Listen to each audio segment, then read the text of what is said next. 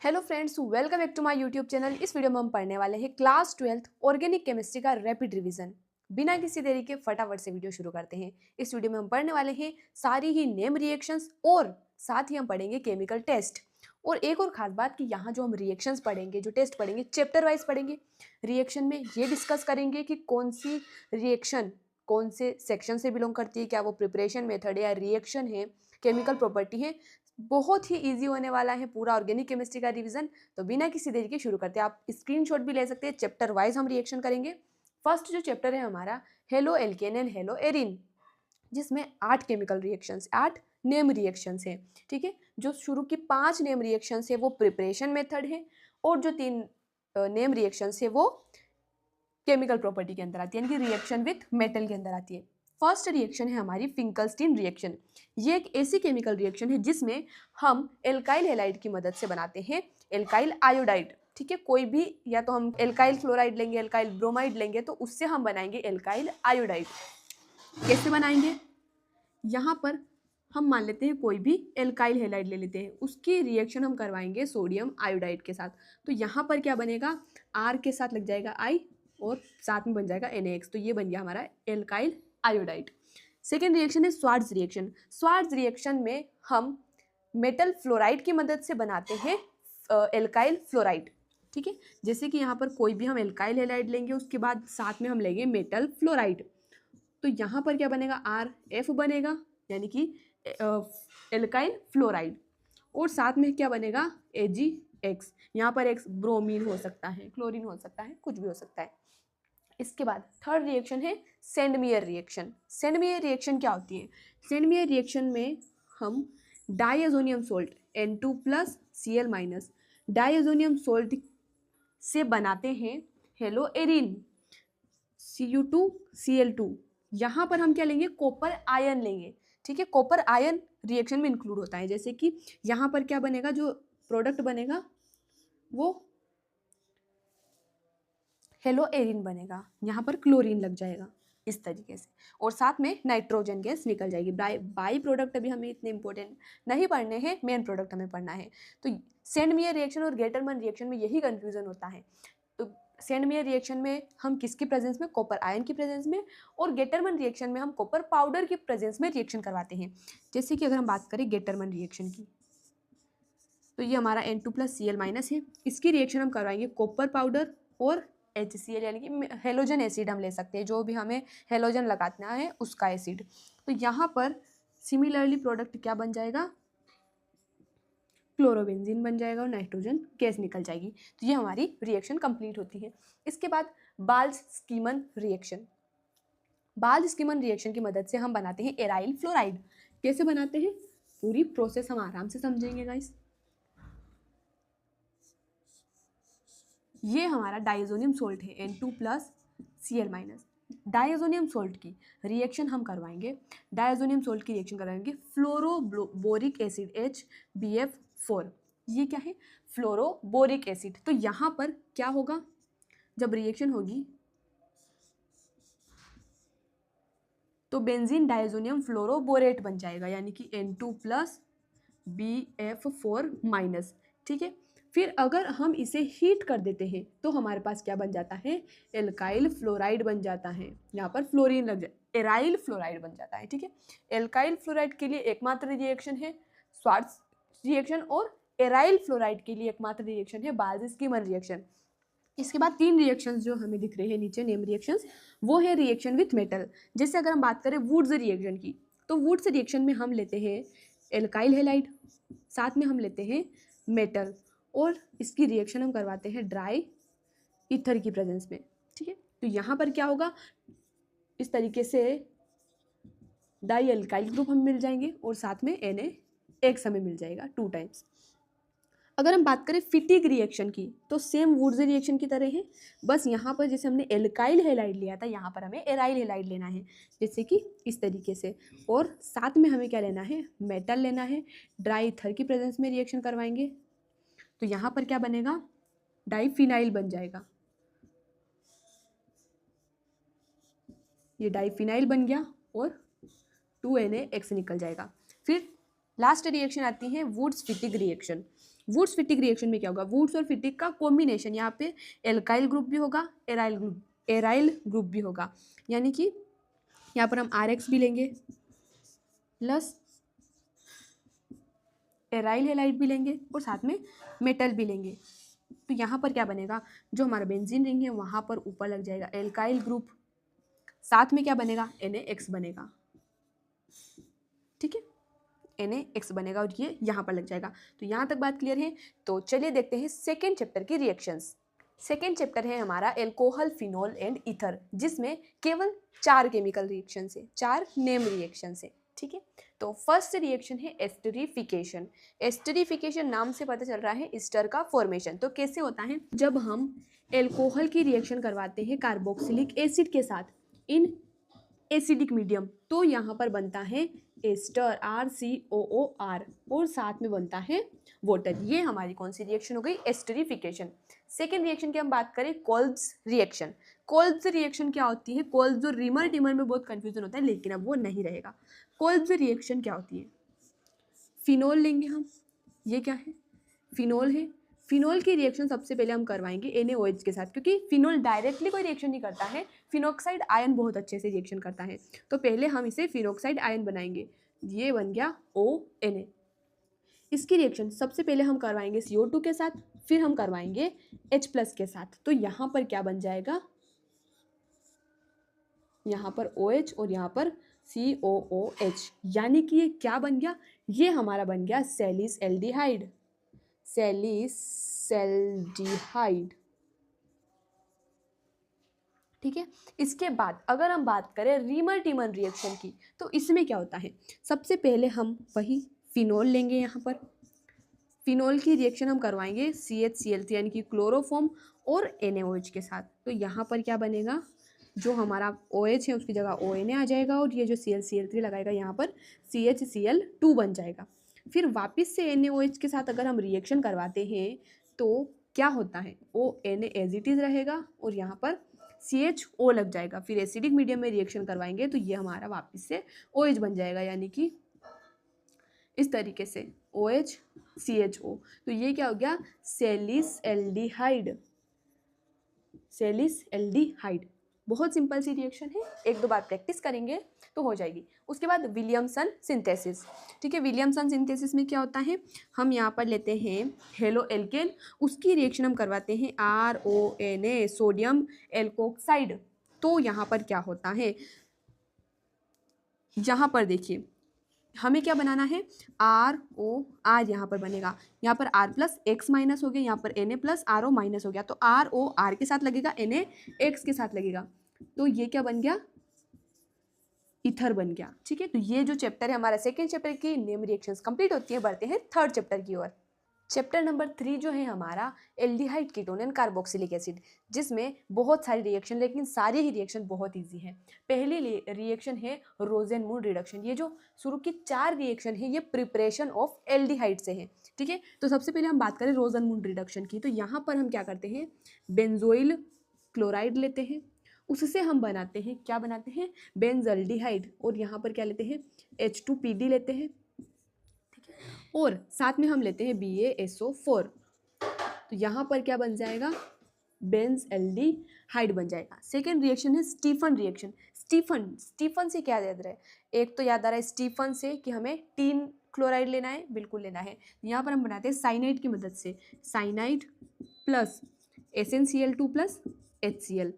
इसकी अगर हम रिएक्शन करवाते हैं तो हमें क्या मिलेगा, यहाँ पर 3 बॉन्ड है तो यहाँ पर RCHNH बन जाएगा, 2 बॉन्ड रह जाएंगे बीच में।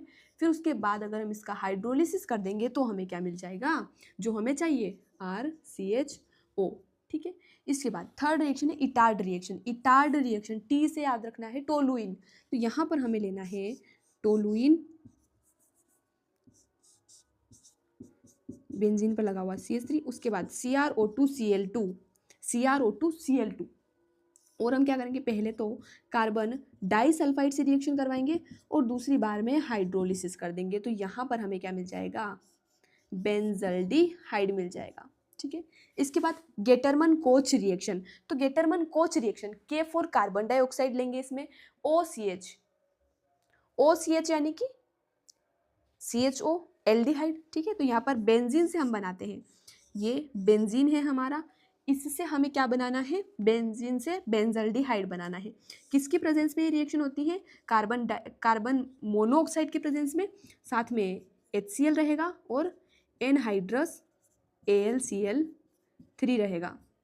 तो यहाँ पर क्या बन जाएगा, बेंजल्डिहाइड बन जाएगा, ठीक है।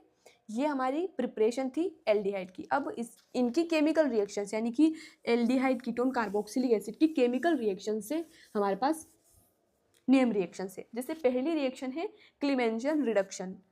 क्लीमेंजन रिडक्शन, रिडक्शन यानी कि जो कार्बोनिल कंपाउंड है उसका हाइड्रोकार्बन में रिडक्शन हो जाएगा। जैसे कि हमने यहाँ पर कोई भी कार्बोनिल कंपाउंड ले लिया, वेदर इट इज एल्डिहाइड और कीटोन और कार्बोक्सिलिक एसिड, इसकी रिएक्शन अगर हम करवाएंगे जिंक मरकरी अमलगम और HCl के साथ, तो हमें डायरेक्टली क्या मिल जाएगा, हाइड्रोकार्बन मिल जाएगा। वहीं अगर हम बात करें वोल्फ किश्नर रिडक्शन की, तो बस इनमें रिएजेंट का फर्क है। जैसे यहाँ पर हम लेंगे NH2 हाइड्राजीन लेंगे, जिससे हमें क्या मिलेगा, CnNH2 यानी कि हाइड्राजोन मिलेगा। फिर अगर KOH के साथ इसको हीट करते हैं, इथाइलिन ग्लाइकोल भी लेते हैं साथ में, तो हमें क्या मिल जाएगा, डायरेक्टली हाइड्रोकार्बन मिल जाएगा। इसके बाद एल्डोल कंडेंसेशन की अगर हम बात करें, तो एल्डोल कंडेंसेशन में क्या होता है कि हम एल्डिहाइड या कीटोन लेते हैं सेम, और उसी का आपस में रिएक्शन होता है। जैसे कि मान लेते हैं हमने 2 टाइम्स क्या लिया, CH3CHO इथेनॉल लिया, तो यहाँ पर क्या होगा, पहले इसकी रिएक्शन हम करवाएंगे OH- के साथ, सेकेंड टाइम इसको हीट कर देंगे तो प्रोडक्ट मिलेगा। कैसे मिलेगा, एक बार आपने सीख लिया तो सारे ही एल्डोल क्रॉस एल्डोल कंडेंसेशन आपके लिए बहुत ईजी हो जाएगा। जैसे कि अगर हम यहाँ पर बात करें, तो एक हमने लिया CH3C डबल बॉन्ड OH, इस तरह से हम इसको लिख सकते हैं। और जो सेकेंड हमें लिखना है इथेनॉल, वो कुछ इस तरीके से लिखना है, H, फिर क्या बचा, CH2CHO बचा। तो यहाँ पर H प्लस है, यहाँ पर ऑक्सीजन पर पार्शियल नेगेटिव चार्ज है, कार्बन पर पार्शियल पॉजिटिव चार्ज है, और इधर बाकी पूरे पर नेगेटिव चार्ज है। तो चाहो जो पॉजिटिव है वो नेगेटिव के पास, और जो नेगेटिव है वो पॉजिटिव के पास आएगा, यानी कि CH3 CHOH और बाकी जो बचा हुआ है CH2CHO। अब अगर हम इसे हीट करते हैं तो वाटर का रिमूवल होगा। जो एल्डिहाइड जिस ग्रुप से लगा है, जिस कार्बन से लगा है, उसे हम अल्फा कार्बन कहते हैं। तो ये अल्फा कार्बन से हाइड्रोजन का रिमूवल होगा, और जो बीटा कार्बन है वहाँ से OH का रिमूवल होगा, यानी कि CH3 CH double bond CH CHO। इस तरीके से प्रोडक्ट यहाँ पर हमें मिलने वाला है। क्रॉस एल्डोल की अगर हम बात करें, तो क्रॉस एल्डोल में भी क्या होगा, क्रॉस एल्डोल में 2 अलग अलग एल्डिहाइड या 2 अलग अलग कीटोन होंगे। जैसे कि हमने ले लिया CH3CHO प्लस CH3CH2CHO, पहले हम इसे OH- के साथ रिएक्शन करवाएंगे, दूसरी बार हम इसे हीट कर देंगे, तो यहाँ पर 4 प्रोडक्ट मिलेंगे, 1 2 3 4। अब कैसे प्रोडक्ट मिलेंगे, पहले तो जो हमने ये जो कंपाउंड है इथेनॉल, ये खुद से रिएक्शन करेगा, एक सेल्फ एल्डोल का प्रोडक्ट मिलेगा। दूसरा ये जो मेथ एथ प्रोपेनल है, ये खुद के साथ प्रोडक्ट बनाएगा सेल्फ एल्डोल का। और 2 हमें क्रॉस एल्डोल के मिलेंगे। सेल्फ एल्डोल के तो आप बना लीजिएगा, क्रॉस एल्डोल के मैं बना देती हूँ यहाँ पर। जैसे कि एक CH3C डबल बॉन्ड OH, इसको हमने इस तरीके से लिख दिया, और इसको हम किस तरीके से लिखेंगे, CH3CHHCHO। अब आप बोलोगे कि ये वाला H क्यों बाहर नहीं लिया, क्योंकि हमें अल्फा कार्बन को देखना है, ठीक है। तो ये H प्लस, ये O पे पार्शियल नेगेटिव चार्ज, तो CH3COH और यहाँ पर CH, ठीक है, CH3C के ऊपर OH H, और बाकी जो बचा हुआ है CH3, क्योंकि ये C अकेला रह जाएगा ना गाइस, तो CH3CHO, फिर अल्फा कार्बन से अल्फा हाइड्रोजन का रिमूवल होगा, और यहाँ से OH का रिमूवल होगा। तो प्रोडक्ट हीट करने पर क्या बनेगा, CH3CH डबल बॉन्ड CH3CHO। इस तरीके से आप बना सकते हैं। फिर जो सेकेंड क्रॉस एल्डोल का प्रोडक्ट बनेगा, उसमें इसको आगे उसको पीछे लेना है, इस तरीके से प्रोडक्ट बन जाएगा, ठीक है। क्रॉस एल्डोल हमारा कंप्लीट है। इसके बाद केनिज़ारो रिएक्शन। तो केनिज़ारो रिएक्शन में क्या होता है, अल्फा हाइड्रोजन प्रेजेंट नहीं होता है। जैसे ऐसा ग्रुप जिसमें अल्फा हाइड्रोजन प्रेजेंट ना हो उसे हम कहते हैं मिथेनल। 2 टाइम्स हम लेंगे मिथेनल प्लस कंसनट्रेटेड KOH और हम इसको हीट कर देंगे, तो यहाँ पर हमें क्या मिलेगा, HCOOK, ठीक है, सोल्ट हमें मिलेगा। उसके बाद हमें क्या मिलेगा, CH3OH हमें मिलेगा, ठीक है। नेक्स्ट रिएक्शन है इस चैप्टर की लास्ट रिएक्शन, हेल-वोल्हार्ड-जेलेंस्काई रिएक्शन, जिसमें कार्बोक्सिलिक एसिड की रिएक्शन अगर हम करवाते हैं, यहाँ पर इसको RCH2COOH ले लेते हैं और इसकी रिएक्शन हम करवाते हैं सबसे पहले तो X2 रेड फॉस्फोरस के साथ, उसके बाद इसका हाइड्रोलिसिस कर देते हैं। तो हमें यहाँ पर क्या मिलता है, कुछ भी नहीं करना है, बस एक H को हटा के X लगा देना है, RCHX और COOH, बाकी सब एज इट इज रहेगा। तो ये हमारा कौन सा चैप्टर, थर्ड चैप्टर की रिएक्शंस कंप्लीट होती हैं। तो देखते हैं फोर्थ चैप्टर। चैप्टर 4 है हमारा एमीन्स, जिसमें केवल 3 रिएक्शंस हमें पढ़नी है। पहली रिएक्शन है गैब्रियल थैलामाइड सिंथेसिस। तो गैब्रियल थैलामाइड रिएक्शन में क्या होता है, हमें थैलीमीड है, थैलामाइड नहीं है, थैलीमीड है। तो यहाँ पर थैलीमीड बनाते हैं सबसे पहले, किससे बनाते हैं, C डबल बॉन्ड O और ये दोनों जुड़े हुए हैं एक NH से, ये क्या है, थैलीमाइड। इसकी रिएक्शन सबसे पहले हम करवाएंगे KOH के साथ। तो यहाँ पर क्या होगा, जो K+ है वो K+ है वो H+ की जगह आ जाएगा। तो कुछ इस तरीके से हमारा प्रोडक्ट बन जाएगा, C double bond O NK। फिर इसकी रिएक्शन कराएंगे RX के साथ। तो यहाँ पर जो R+ है वो इसकी जगह आ जाएगा, यानी कि कुछ इस तरीके से NR मिल जाएगा। फिर इसकी रिएक्शन हम अगर करवाते हैं NaOH के साथ, तो यहाँ पर क्या बन जाएगा, C double bond ONA, C double bond ONA और साथ में हमें मिल जाएगा RNH2, यानी कि 1 डिग्री एमीन, ठीक है। 1 डिग्री एमीन इससे बन सकता है, 2 डिग्री 3 डिग्री नहीं बन सकता। हॉफमैन ब्रोमाइड डिग्रेडेशन की अगर हम बात करें तो जो कन्वर्जन्स आती है वहाँ बहुत बार डायरेक्ट नेम रिएक्शन आती है। अगर कुछ रिएक्शन होगी तो डायरेक्टली हम प्लस माइनस करके इस तरह से बना सकते हैं, लेकिन नेम रिएक्शंस में कुछ बिना हाथ पैर वाली रिएक्शंस भी होती हैं, तो वो हमें इसीलिए तो नेम रिएक्शन याद रखनी होती है। हॉफमैन ब्रोमाइड डिग्रेडेशन, तो ब्रोमामाइड यानी कि ब्रोमीन लेना है, अमाइड लेना है, RCONH2 लेंगे प्लस ब्रोमीन लेंगे प्लस यहाँ पर NaOH के साथ अगर हम रिएक्शन करवाते हैं तो हमें क्या मिलता है, प्रोडक्ट यहाँ पर हम लिख देते हैं RNH2 मिलता है। इसके बाद बहुत सारे बाई प्रोडक्ट भी मिलते हैं, वो इतने इंपॉर्टेंट नहीं है। कपलिंग रिएक्शन, 2 रिएक्शन हमारे पास कपलिंग रिएक्शन, जो डाइएजोनियम सोल्ट के साथ अगर हम पहले फिनोल के साथ रिएक्शन करवाते हैं या फिर डाइएजोनियम सोल्ट के हम रिएक्शन करवाते हैं एराइलेमिन की, ठीक है। तो पहली रिएक्शन कि जब हम रिएक्शन करवाते हैं किसकी, जो हमारा N2+Cl-, जिसको हम N2+Cl- इनकी डाइएजोनियम सोल्ट, इसकी रिएक्शन हम करवाएंगे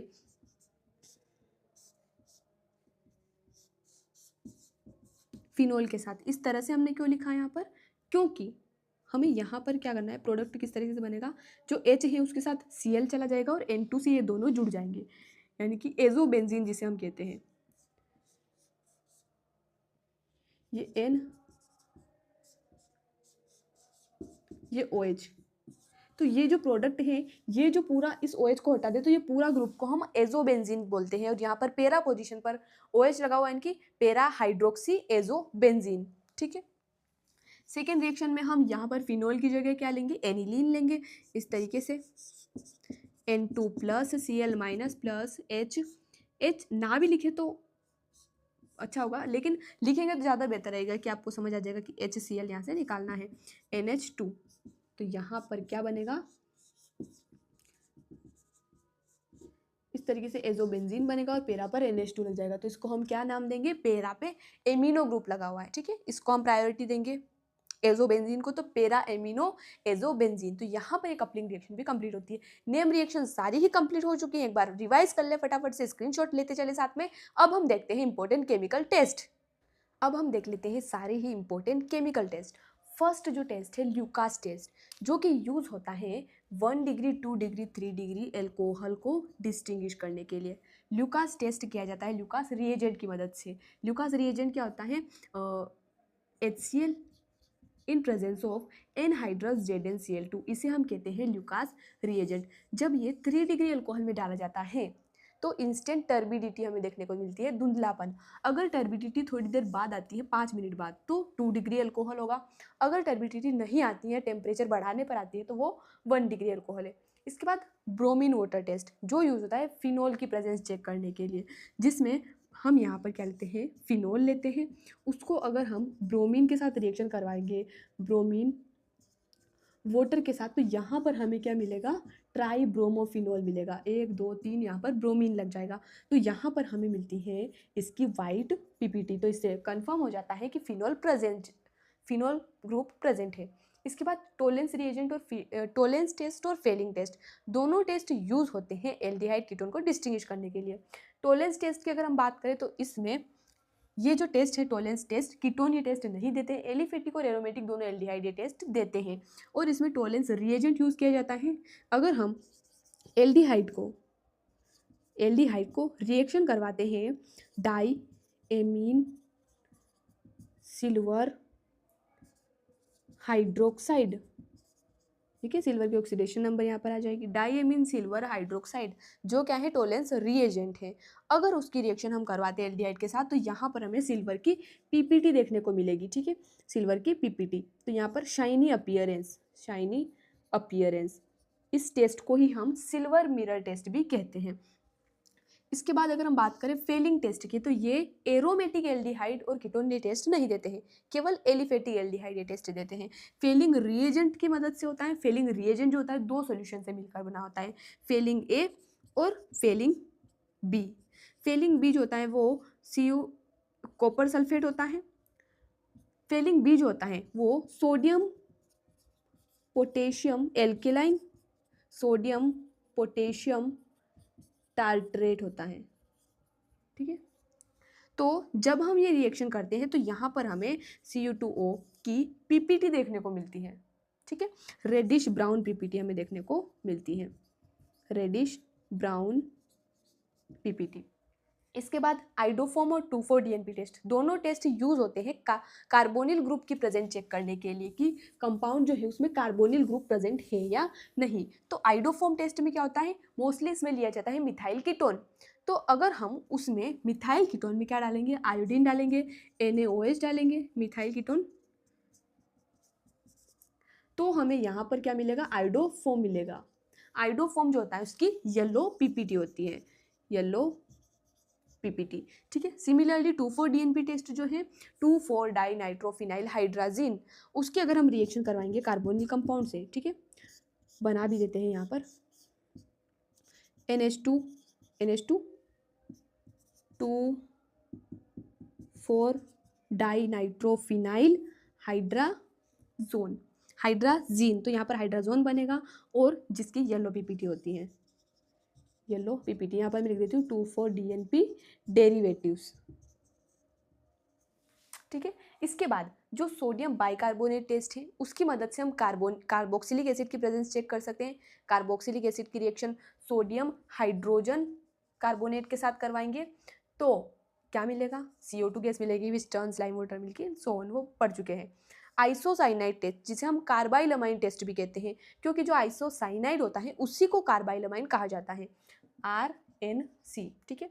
तो जब हम एमीन, ये टेस्ट किस लिए यूज होता है, एमीन की 1 डिग्री एमीन को डिस्टिंग्विश करने के लिए, क्योंकि जब 1 डिग्री एमीन की रिएक्शन करवाई जाती है, RNH2 1 डिग्री एमीन की रिएक्शन कराई जाती है KOH के साथ, क्लोरोफॉर्म के साथ, तो हमें क्या मिलता है, RNC मिलता है, आइसोसाइनाइड मिलता है, जिसकी बहुत फॉल स्मेल होती है, बहुत पंजेंट स्मेल हम कह सकते हैं, ठीक है। उसके बाद हिंसबर्ग टेस्ट, जो यूज होता है 1 डिग्री 2 डिग्री 3 डिग्री अमीन्स को डिस्टिंग्विश करने के लिए।